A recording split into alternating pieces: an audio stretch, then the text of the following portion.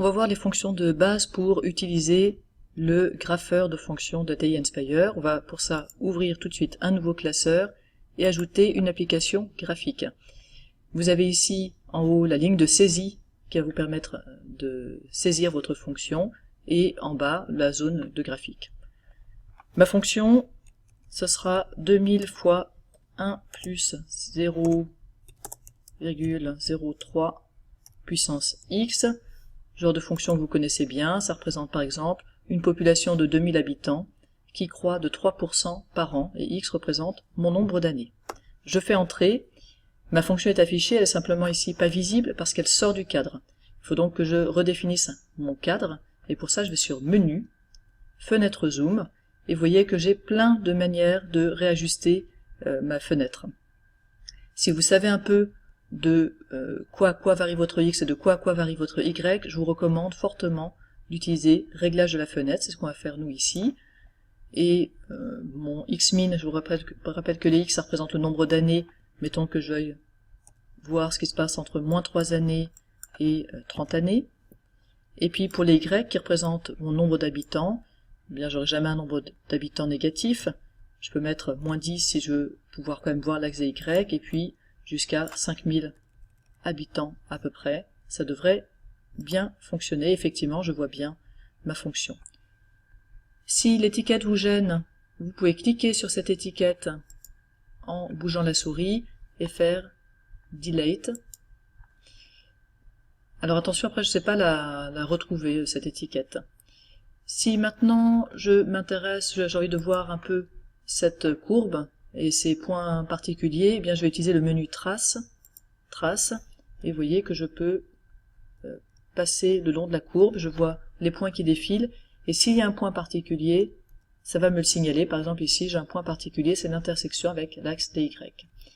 Échappe pour sortir de ce menu Trace, et je vais maintenant rentrer une deuxième fonction.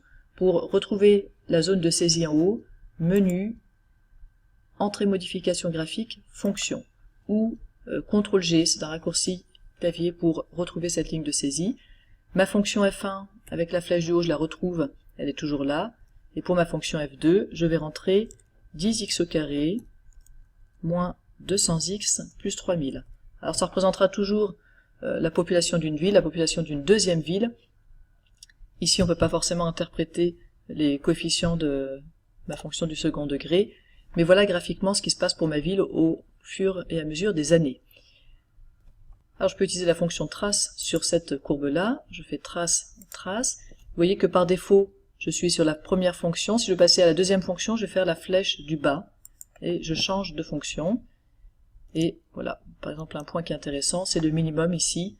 Pour 10 années, j'ai 2000 habitants, et c'est le point minimum. Une autre chose qui nous intéresse assez évidemment, c'est de voir où est-ce que ça se croise. Alors pour ça, je peux faire Menu, Analyse graphique. Dans Analyse graphique, vous trouverez plein d'autres choses, les zéros, minimum, maximum. Mais là, on va s'intéresser à Intersection. Je dois définir une borne de gauche. Donc je bouge ma souris, puis quand je suis contente, je clique une fois. Je me déplace, je clique une deuxième fois. Et donc il me trouve un point d'intersection ici. Je peux trouver le deuxième point d'intersection en refaisant le même genre de choses, analyse graphique, intersection, hop, hop. Et donc mon deuxième point d'intersection est ici à 24,6 années, ici il était à 4,6 années. Je peux supprimer les points en cliquant dessus, puis Delete. Je peux supprimer mon étiquette pour y voir plus clair. Je peux quand même vous montrer dans l'analyse graphique la valeur minimum. Donc il faut que je décide de quel graphique je cherche la valeur minimum, par exemple le graphique 2. Je définis une borne de gauche, je clique une deuxième fois pour définir une borne de droite, et donc mon minimum, je retrouve qu'il est à 10 ans et 2000 habitants. Je supprime mon point, et je vais maintenant afficher un tableau de valeurs. Menu, tableau, partage de l'écran. Mon tableau de valeurs est affiché ici sur la droite de l'écran. Alors je peux naviguer dans mon tableau et voir par exemple qu'au bout de 10 ans, j'ai 2687 habitants dans ma première population et 2000 habitants dans ma deuxième population. Si je veux fermer, je vais dans Menu, Table de valeurs, supprimer la table et je ferme cette partie de droite. Maintenant, vous vous rappelez que à l'intérieur d'un même classeur, les informations sont partagées. Et ce que je vais faire pour utiliser cette fonction, c'est que je vais faire un contrôle plus page et je vais rajouter une page de calcul. Si je fais F1, vous voyez que c'est déjà défini et c'est défini par ce que j'ai rentré dans mon graphique. Pour mémoire, dans mon graphique, ma fonction pour la population 1 s'appelait bien F1 de x. Donc je retourne sur mon deuxième onglet et je peux calculer par exemple la population après 3 années en faisant F1 de 3. Ou je peux retrouver par de calcul en faisant un menu Solve, quand est-ce que F1 de x est égal à F2 de x. Et on avait trouvé deux valeurs, hein, au bout de 4,6 années et au bout de 24, quelque chose années.